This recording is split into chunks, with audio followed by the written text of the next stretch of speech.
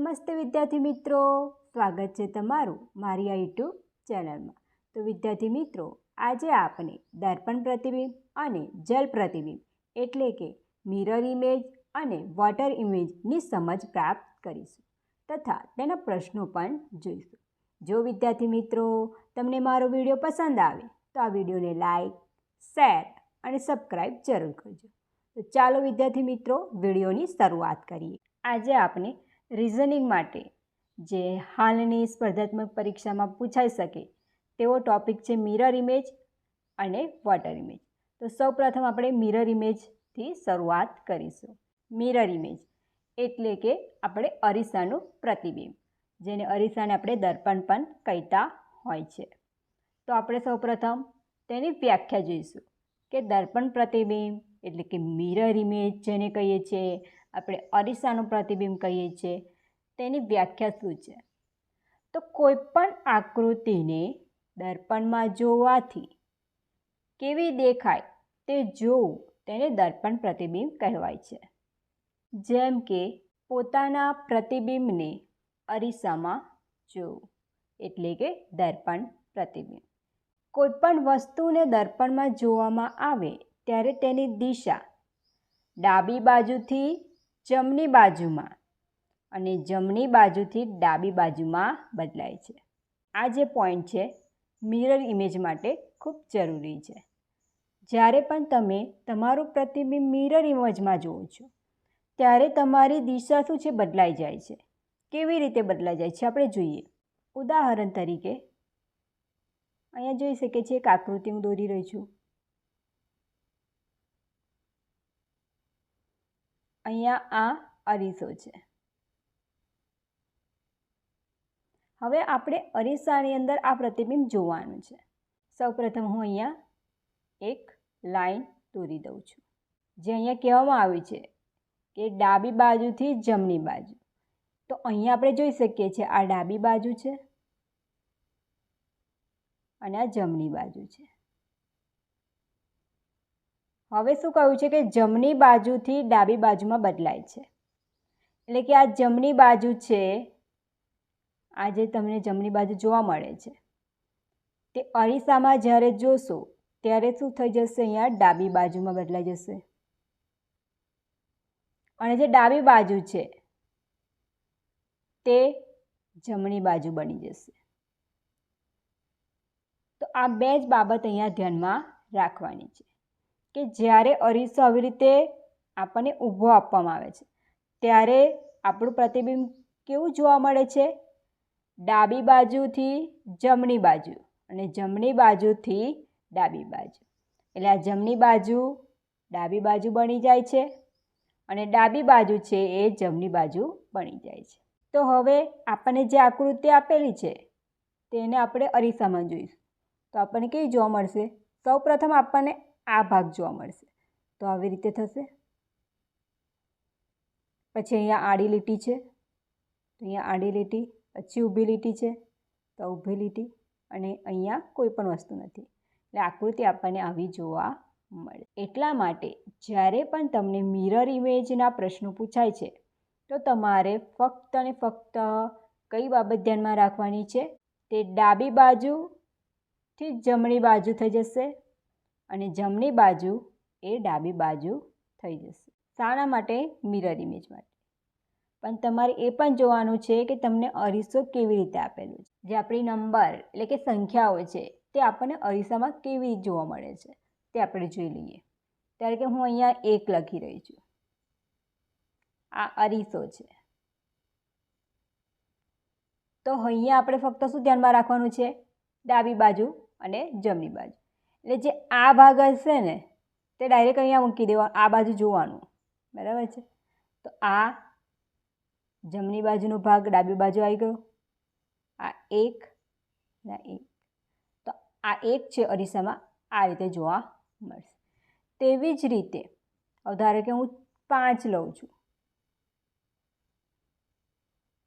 તો જે 5 છે અરીસામાં કેવી રીતે જોવા મળશે? આ જમણી બાજુનો ભાગ છે તો અરીસામાં કેવી રીતે જોવા મળશે? આ જમણી બાજુનો આખો ભાગ। તો આપણને 5 આવી રીતે જોવા મળશે. હવે આપણે શૂન્ય લઈએ તો શૂન્ય છે અરીસામાં કેવી રીતે જોવા મળશે?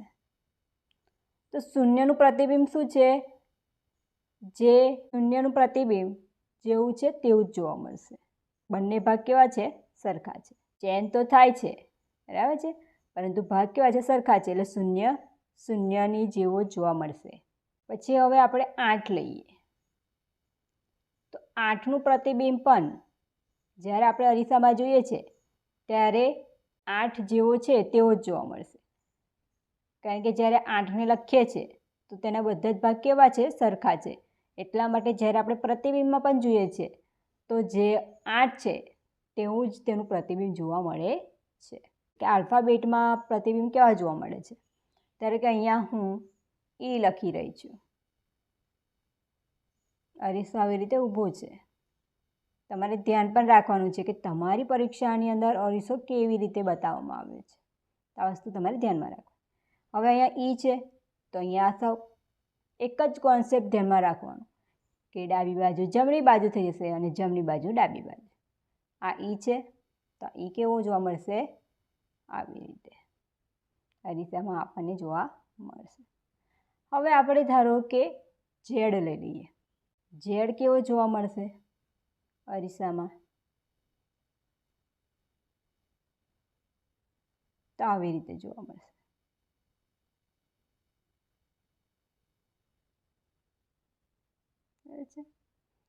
હવે ધારો કે હવે આપણે પી લઈ લઈએ અરીસામાં જોવા માટે. તો પી છે અરીસામાં કેવો જોવા મળશે? આ એની ડાબી બાજુ અને જમણી બાજુ, બરાબર છે. પી ક્યુ જેવો જોવા મળે છે એટલે આવી રીતે જોવા મળશે. બીજી એબીસીડીના આલ્ફાબેટ જોઈ લઈએ. તો બીજી એબીસીડીનો આપણે એચ લખીએ છીએ. અરીસાનું તેનું પ્રતિબિંબ કેવી રીતે જોવા મળે છે? બરાબર છે. એની ડાબી બાજુ જમણી બાજુ બની ગઈ અને જમણી બાજુ ડાબી બાજુ બની જાય છે. હવે આની અંદર ઈ લખીશું. ઈ કેવો જોવા મળે છે? એની ડાબી બાજુ જમણી બાજુ બની જશે અને જમણી બાજુ ડાબી બાજુ બની જશે. હવે ધારો કે આઈ જોઈ લઈએ. તો આઈ આપણને અરીસામાં જેવો છે તેવો જ જોવા મળશે. બરાબર છે. એટલે ઘણા આલ્ફાબેટ એવા પણ હોય છે કે તેનું પ્રતિબિંબ જેવું છે તેવું જ જોવા મળે. કારણ કે બધા ભાગ એના કેવા છે? સરખા છે. જ્યારે તેનું આપણે પ્રતિબિંબ જોઈએ છે અરીસામાં તો આપણને તેવું જ જોવા મળતું હોય છે. મિરર ઇમેજમાં કેપિટલ એબીસીડી એટલે કે આપણો જે આલ્ફાબેટ છે તે કેવા જોવા મળે છે તે જોઈ લઈએ. એ કેવો જોવા મળે છે અહીંયા? તો આપણે જોઈ શકીએ છીએ ડાબી બાજુ અને જમણી બાજુ બદલાઈ જશે, બરાબર છે. તો જે એ છે જેવો એ જ છે તેવો જોવા મળે છે. બી છે તે કેવો જોવા મળે છે? આપણને આ રીતે જોવા મળે છે. પછી સી એ પણ બદલાઈ જશે. આ તેનો જમણી બાજુનો ભાગ ડાબી બાજુ બની જશે, ડાબી બાજુનો ભાગ જમણી બાજુ. તેવી રીતે ડી પણ આપણને જોવા મળે છે. તેની ડાબી બાજુ ચેન્જ થઈ ગઈ છે. ઈ આપણને આવી રીતે જોવા મળશે. એફ આપણને આવી રીતે જોવા મળશે. જી આપણે જોઈ શકીએ છીએ તેની ડાબી બાજુ બદલાઈ ગઈ છે અને જમણી બાજુ બદલાઈ ગઈ છે કે અરીસામાં તેનું પ્રતિબિંબ કેવું છે. એચનું પ્રતિબિંબ બદલાતું નથી. આઈ પણ આપણને અરીસામાં જેવો છે તેવો જોવા મળે છે. જે બદલાઈ જાય છે, જે આવી રીતે તમને જોવા મળતો હોય છે. કે બદલાઈ જશે તેની ડાબી બાજુ જમણી બાજુ. એલ પણ બદલાઈ જશે. એમ છે તે આપણને તેનું પ્રતિબિંબ જે છે તેવું જોવા મળશે. અહીંયા એન છે એ બદલાઈ જશે, એન આવી રીતે લખાશે. ઓ છે તે તેવો જ જોવા મળશે. પીનું પ્રતિબિંબ બદલાઈ જશે. ક્યુ પણ આપણે જોવા મળે છે આ રીતે જોવા મળશે. આર બદલાઈ જશે. એસ બદલાઈ જશે એનું પ્રતિબિંબ. ટીનું પ્રતિબિંબ જેવું છે તેવું જ જોવા મળશે. પછી યુનું પ્રતિબિંબ જેવું છે તેવું જ જોવા મળશે. વી પણ વી જેવું જ તેનું પ્રતિબિંબ જોવા મળશે. ડબલ્યુનું પ્રતિબિંબ પણ જેવું છે તેવું જ પ્રતિબિંબ આપણને જોવા મળશે. એક્સ છે, એક્સ પણ આપણને તેવો જ જોવા મળશે. અરીસો મૂકવામાં આવે તો એક્સ એક્સ જેવો જોવા મળશે. વાય પણ વાય જેવો જોવા મળશે.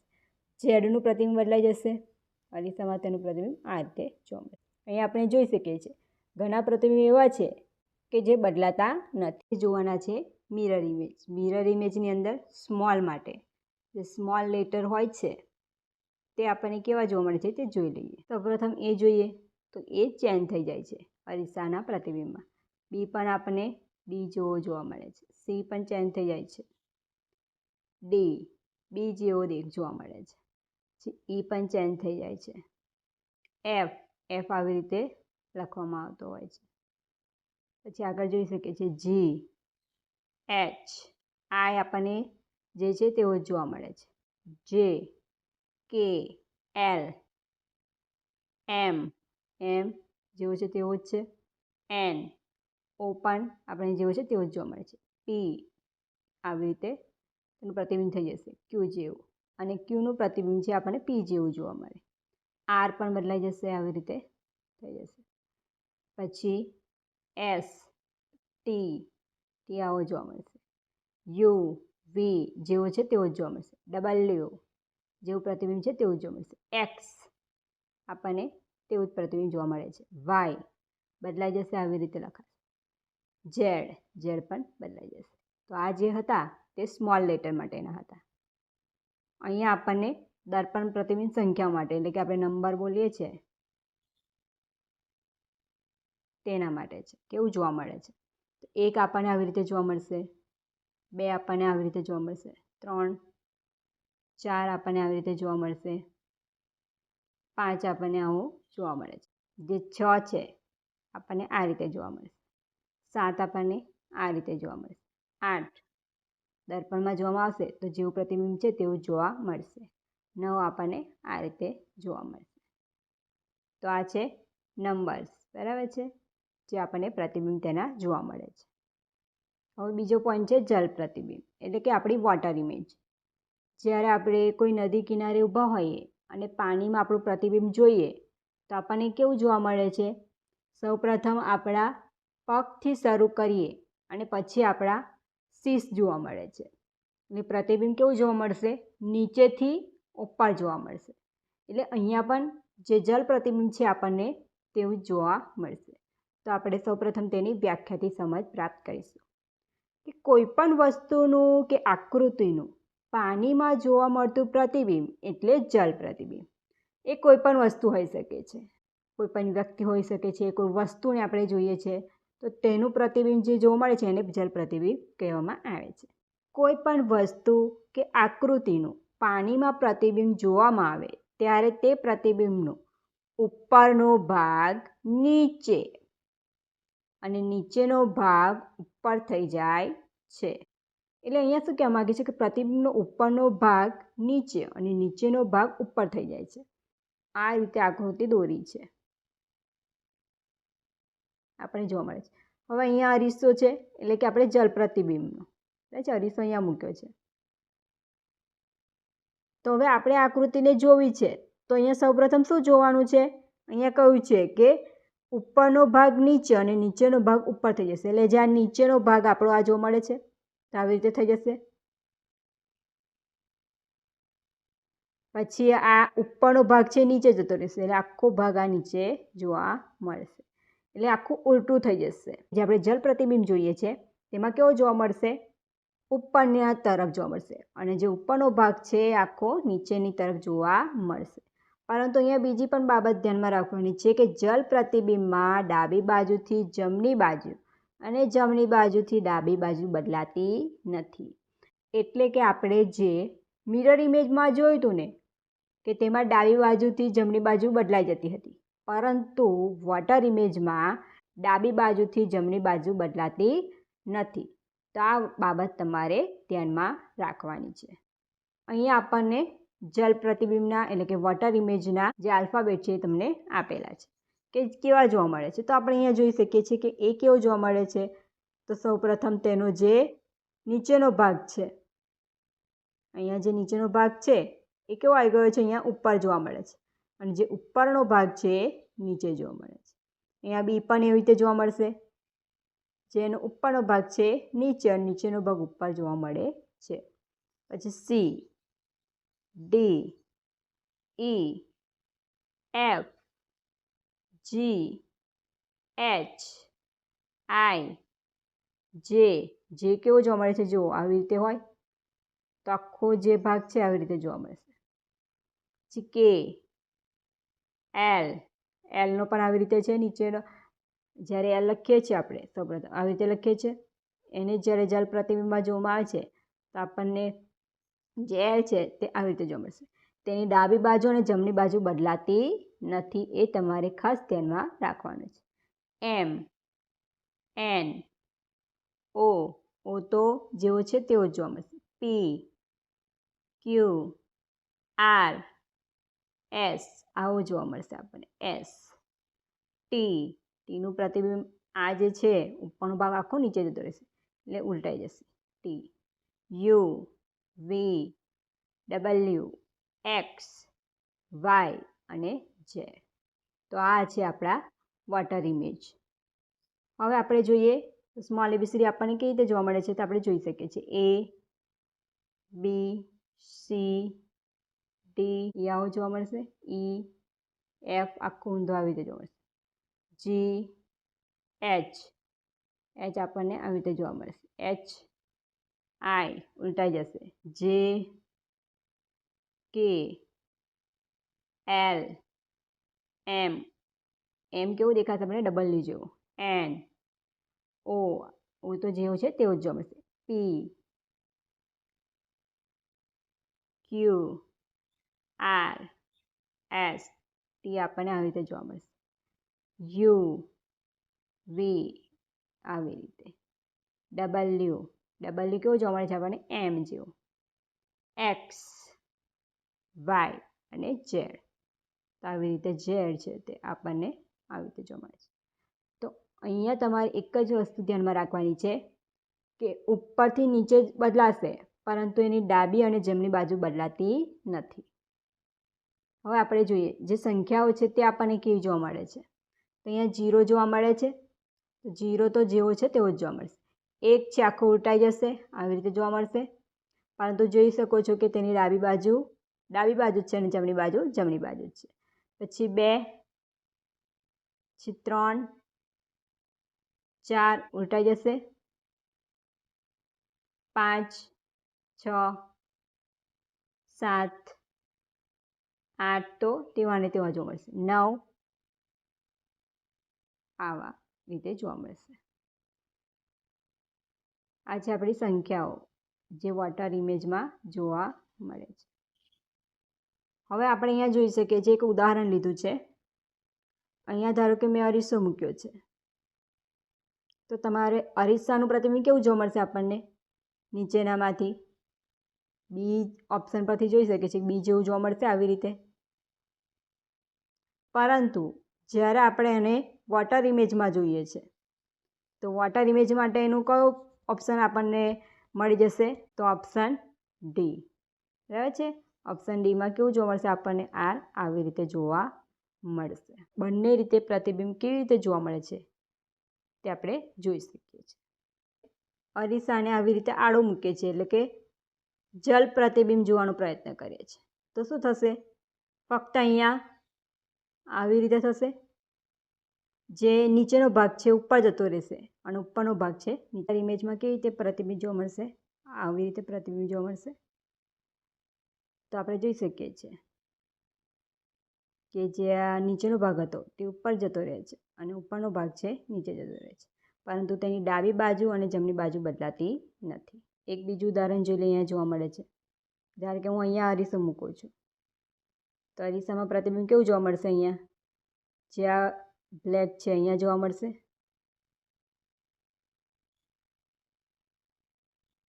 પછી આ ચોરસ છે અહીંયા જોવા મળશે.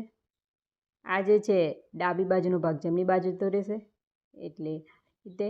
અને જે ડાર્ક ભાગ છે આવી રીતે જોવા મળશે. તો ક્યાં જોવા મળે છે આપણને આવું પ્રતિબિંબ? તો ઓપ્શન એ છે તેમાં આપણને જોવા મળે છે. આ જ પ્રતિબિંબને વોટર ઇમેજમાં જોવામાં આવે ત્યારે આપણને કેવું જોવા મળશે? તો આ રીતે જોવા મળશે.